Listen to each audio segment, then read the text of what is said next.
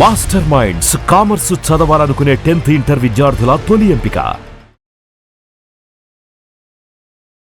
నమస్తే అమ్మా. నమస్తే అమ్మ, పాప పుణ్యాలను మాట్లాడుకుంటాం.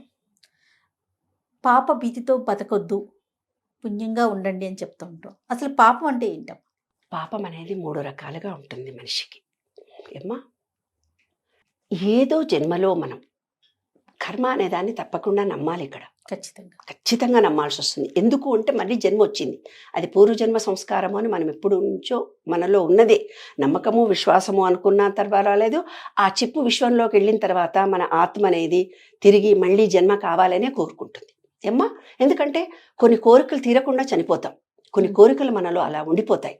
మళ్ళీ జన్మ వచ్చి మళ్ళీ ఎప్పటిదాకా జన్మ వస్తుంది మనకి అని అంటే, నేనంటే ఎవరు, ఎందుకు ఈ జన్మ వచ్చింది అని ఆధ్యాత్మికంగా తనని తాను తెలుసుకునేంత వరకు మనం చస్తూ పుడుతూనే ఉంటామని భగవద్గీతలో రాశారు. ఉన్న విషయమే చెప్తున్నాను, కొత్తదేం కాదు. నా అనుభవాన్ని జోడించి నేను చెప్తున్నాను. పెద్దలు చెప్పినటువంటి అంశమే ఇదంతా కూడా. అయితే పాపం అనేది కొంతమంది ఏం చేస్తారంటే 3 రకాలుగా ఉంటుంది నాన్న.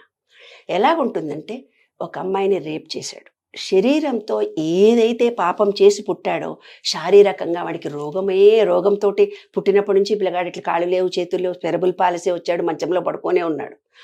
తర్వాత కడుపులో నొప్పి ఎప్పుడు వస్తుంది, ఒక ఆమె నాకు ఎప్పుడు జ్వరం వస్తూనే ఉంటుంది అంటుంది, లేకపోతే కిడ్నీ ప్రాబ్లం లేదో వస్తుంది, పిల్లకు హస్తమా ఎప్పుడు వచ్చింది అంటే, ఎప్పుడైతే శరీరంతో పాపం చేసి పుడతారో ఆ శరీరం బాధపడుతూనే ఉంటుంది వాడు బతికి చచ్చేదాకా, పుట్టినప్పటి నుంచి. కొంతమంది మంచిగా మాట్లాడతారు, కానీ ఆ ఒక్క మాటతోటి ఆమె గలీజ్ మాట, ఏమిటిది ఆ మాటలు మంచిగా మాట్లాడుతుంది ఆమె. ఆ ఒక్క మాటలో ఆమె ఒక్క మాట మాట్లాడితే మంచిగా లేదు అంటాం కదా. అంటే మాటతో ఎవరైతే పాపం చేసుంటారో, అంటే వాళ్ళకి తెలిసిన జ్ఞానాన్ని అందరికీ పంచకుండా దాచుకుంటారో ఇలా జరుగుతుందన్నమాట. అన్నీ తనంతా వేరే తీరుగా మాట్లాడుతుంది, బయటికి పోయి వేరే తీరుగా మాట్లాడుతుంది. తప్పు మాటలు మాట్లాడి ఎస్కేపింగ్ నేచర్తో బతికిన వాళ్ళు తదంతరం జన్మలో కానీ మనం మాట్లాడుతున్నప్పుడు కానీ ఆ మాటలో విశ్వాసాన్ని కోల్పోతాం. ఆ మాట ఎక్కడ కూడా ఫలించదు. ఎవరు కూడా ఫలానా మనిషి బాగా మాట్లాడిందని అనరు. ఆ మాటకు గౌరవం అనేదే రాదు. మాటతో చేసిన పాపం ఏదైతే ఉందో అది మాటతోటి అంతా బాగానే ఉంది. కానీ కొంతమంది ఏం చేస్తారు, 3వ పాపము మనసు. అంతా కోట్ల రూపాయల డబ్బులు ఉంటాయి, నా మనసు ఏం బాగాలేదమ్మా, రోజు 100 ఫోన్లు వస్తున్నాయి మాకంతా బాగానే ఉంది, కానీ మనసు బాగాలేదమ్మా. మనసు ఎందుకు బాగుండదు? మనసుతో పాపం చేసిన వాళ్ళు, అంటే వేరే వాళ్ళు ఇలా చేశారని వాళ్ళని కష్టపెట్టడం కానీ, దొంగ మాటలు చెప్పి వాళ్ళ మనసులో ఏదో ఆస్తులు లాక్కోవడం కానీ, ఏదో ఒకటి చేసి ఒక మనిషిని మనసుతో చాలా బాధ పెట్టుంటారు. ఆ మనుషులు ఎంతమంది ఎంత బాధపడ్డారో, ఈమె జీవితంలో అన్నీ ఉంటాయి కానీ మనసు బాగుండదు. ప్రశాంతత కాదు, మనసులో ప్రశాంతతే ఉండదు ఆవిడికి. భర్త ఉన్నాడు, పిల్లలు ఉన్నారు, మంచి డబ్బు ఉంది, అన్నీ ఉన్నాయి, కానీ మనసులో మాత్రం ప్రశాంతత ఉండదు. శాంతి, ప్రేమ అసలు ఆమెకు ఏమి ఉండదు. ఎందుకు అన్నీ ఉన్నాయి, నాకు ప్రశాంతత లేదు అన్ని చోట్ల తిరుగుతుంటుంది ఆవిడ. కాబట్టి మనసుతో చేసిన పాపం మనసు, శరీరంతో చేసిన పాపం శరీరము, మాటతో చేసిన పాపము మాట అనుభవించాలి. ఇది మనం ఏమిస్తే అదే తిరిగి వస్తుంది అనేది విశ్వ నియమాల్లో ఒకటి నాన్న. మరి ఎట్లా అమ్మా ఈ పాప ఫలం నుంచి తప్పించుకోవాలంటే ఎట్లా? పాప ఫలం తప్పించుకోవాలి అని అంటే, మాటతో ఎవరైతే మాటకు వాల్యూ లేదో, విశుద్ధి చక్రం అనేది శివుడికి నీలి రంగులో ఉంటుంది కదా. ఆ నీలి రంగు ఆకాశాన్ని చూస్తూ మూలాధారము స్వాదిష్టం, మూలాధారము లం, రం, హం. హం అనే బీజాక్షరాన్ని మాటకి ఎవరికైతే వాల్యూ లేదో వాళ్ళు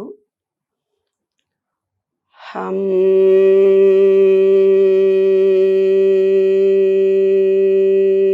నీలి రంగును ఊహించుకొని ఆకాశంలో ఎక్కడో ప్రశాంతంగా కూర్చుకొని, నేను ఇప్పటి నుంచి గాలి పూర్తిగా కడుపులోకి తీసుకొని, నేను ఇప్పటి నుంచి మాటకి గౌరవం ఇస్తున్నాను, ఈ మాటలకుండే శబ్దశక్తిని నేను గౌరవిస్తున్నాను, మాటకి విలువ గౌరవము ఉందని నేను నమ్ముతున్నాను. గురువు అనుగ్రహం అన్నమాట, గురు దోషం అంటారు దాన్ని. ఆ తప్పు చేస్తే నన్ను క్షమించుని ప్రేయర్ చేసుకోవాలి, బీజాక్షరాన్ని జపించి.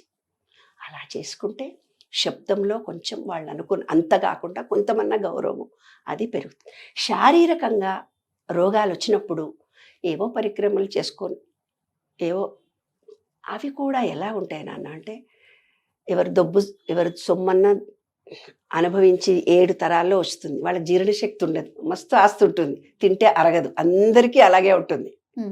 లేకపోతే కొందరికి పెళ్ళిళ్ళు కావు. అలాంటివి ఏవో శారీరక ఒక వ్యక్తి ఎలా ఉంటాడంటే ఆ ఎదుటి మనిషి మీద కసి, ద్వేషము, కోపము ఏదో పెంచుకుంటాడు. ఇంట్లో ఉండే అక్కనో తల్లో చెల్లెలో ఎవరో సంథింగ్ రిలేటివ్స్లోనో ఫ్రెండ్షిప్లోనో తనకేదో మోసం చేశాడనో ఆ కసి ద్వేషాన్ని ఏం చేస్తారంటే బయటికి చెప్పుకోరు, అది మనసులోనే పెట్టుకుంటారు. వాళ్ళకి క్యాన్సర్ వస్తుంది. అది శరీరంతో చేసింది కాబట్టి ఆ శరీరం ఖచ్చితంగా అనుభవించాల్సింది. అప్పుడు ఏమనుకోవాలి, శరీరంతో జరుగుతుంది కదా, శరీరం ఎప్పుడు రోగక్రిములతో వస్తుంది కదా. యాక్సిడెంట్ అవుతుంది తెలుసా నాన్న. కాళ్ళు నిన్న ఫోన్ వచ్చింది నాకు, అమ్మా నేను మా పిల్ల ఎప్పుడు చూసినా కింద పడుతుంది, ట్విన్స్ నాకిద్దరు, ఆ పిల్ల కింద పడుతుంది, ఈ పిల్ల కింద పడుతుంది. ఎందుకు కింద పడతారో తెలియదు. ఇంజనీరింగ్ చేస్తున్నారు, కొంచెం బాగానే ఉన్నారు, మళ్ళీ కింద పడతారు. నేను యుఎస్లో ఉన్నప్పుడు ఒక కేసు, టోర్నమెంట్లో ఛాంపియన్ ఆ పిల్లగాడు, కానీ కాలు ఫ్రాక్చర్ అయింది. నేనన్నా, నాన్న నీ శరీరాన్ని నువ్వు ఎప్పుడన్నా ప్రేమించుకున్నావా? మన శరీరాన్ని మనం ఎప్పుడూ ప్రేమించుకోవాలి.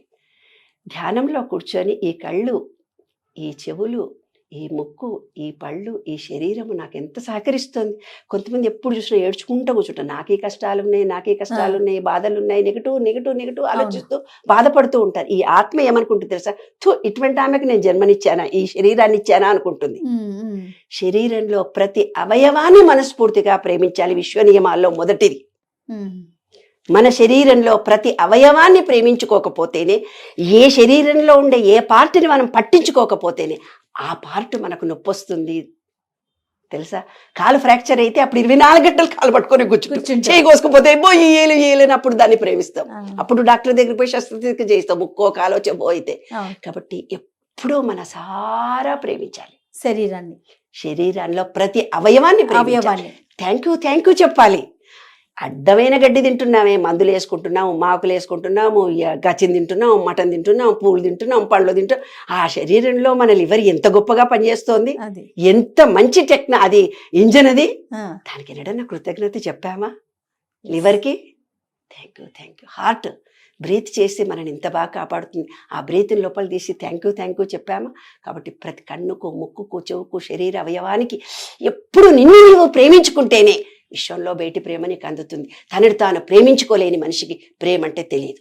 బయటి వాళ్ళని నటిస్తూ ఉంటాడే తప్ప అది నిజమైన ప్రేమ కాదు. తనని తాను ప్రేమించుకునే మనిషికే ఈ విశ్వ ప్రేమ లభిస్తుంది, లేకపోతే లభించదు. అదొక సూత్రం. తప్పకుండా అమ్మా. నమస్తే.